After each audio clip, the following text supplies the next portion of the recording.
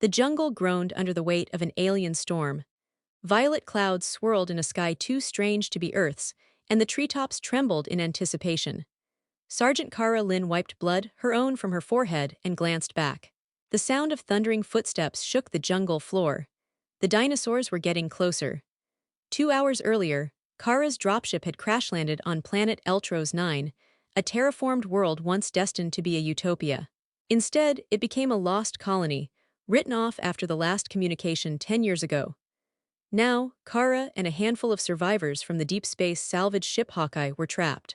Evac window closes in 3 hours, the comms officer, Reed Mallory, called out as he tried to boost signal from the ship's shattered console. If we miss it, command marks us dead. Noted, Kara said, eyes hard. Gather the team. We move. But it wasn't just time they were running from. The terraforming had failed in the most catastrophic way imaginable. Prehistoric Earth DNA, meant for ecosystem stability, had mutated. The planet was crawling with genetically modified dinosaurs. Smarter, faster, deadlier. Kara had seen one rip apart a mech. They moved fast, through dense underbrush, each breath sharp with fear. Besides Kara and Reed, there was Nico, the engineer with a heart of gold and an anxiety disorder. Asha, a brilliant xenobotanist who hadn't spoken a word since the crash. And Lieutenant Rivas, Kara's second-in-command and the man who once broke her heart. As they hacked through foliage, Kara felt Rivas move beside her. Still blaming me for leaving Earth Command? He asked, breathless. Now's not the time, she said, stepping over a root thicker than her leg. There may not be another, he muttered. She didn't reply, but her mind whirled. Rivas had left without a word 6 years ago, and now fate had thrown them into a jungle of death, running from ancient monsters. She hated how much she still cared. A distant roar silenced the birds. The ground shook. Then, bursting through the trees, a creature the size of a shuttle, an apex tyrant, a hybrid of Tyrannosaurus DNA and unknown alien biology. Its eyes glowed gold. Split, Kara yelled. The team scattered, the beast charged. Kara and Rivas sprinted together. Behind them, Reed tripped only for Asha to drag him behind a fallen tree just in time. Kara led them to an abandoned observation post, one of the original colony's research hubs, overgrown and rusting. They barricaded the door as the apex roared past, shaking the walls. Inside, data terminals flickered to life. Asha found something, Project Genesis. It wasn't an accident, she whispered. The dinosaurs weren't just for the ecosystem, they were designed for war. What? Nico asked, wide-eyed. The colonists experimented with weaponized evolution, Asha said. Rapid growth, adaptive intelligence. They wanted to breed the perfect soldier. Rivas cursed. Kara gritted her teeth. So what happened? They lost control, Asha said. The dinosaurs turned on them, killed everyone. The jungle consumed the rest. They stared at each other, silent. Outside, the screeches grew closer. Suddenly, Reed's comm lit up. Signal ping from orbit. A rescue ship is inbound. ETA 90 minutes. Then we survive 90 minutes, Kara said. There's a clearing 2 clicks north. It's our best shot for extraction.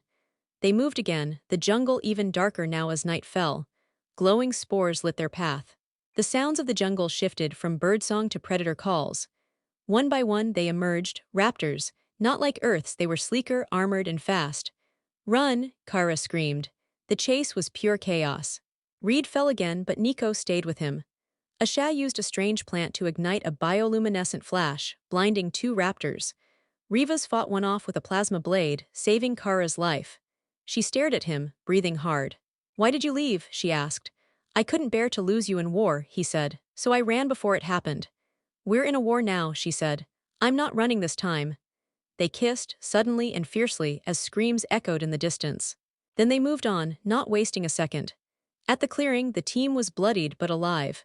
The raptors closed in. Kara activated the distress beacon, but the apex tyrant crashed into the clearing, roaring a challenge. I've got one shot, Nico said, pulling out a plasma charge. I can take it down, but I need to be close. You'll die, Reed said. Nico smiled, terrified. Better I go out doing something. Besides, this way I don't have to worry about taxes.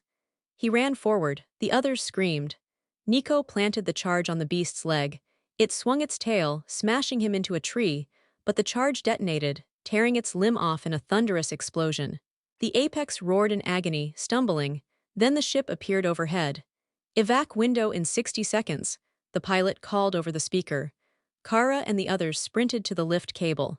Rivas helped her up. Asha and Reed followed. The apex, crawling with rage, lunged. Asha, silent until now, screamed and threw a flask of her glowing plant compound. Its spores ignited, blinding the apex long enough for the lift to ascend. From above, Kara watched the jungle burn in streaks of emerald fire. They had survived. Inside the ship, silence fell. Only the hum of safety remained. Reed looked at the empty seat beside him, where Nico should have been. "I'm naming my first kid after him," he said. Asha reached over and squeezed his hand. Rivas sat beside Kara. "So, what now?" Kara leaned on his shoulder, exhausted but alive. "Now," she said, "we make sure no one ever sets foot on that planet again." And as the ship soared into the stars, the jungle below rumbled with life. The apex, missing a leg, still crawled through the foliage, wounded but not defeated. But neither were they. The war was over for now. But the memory of Eltros 9 would haunt them forever.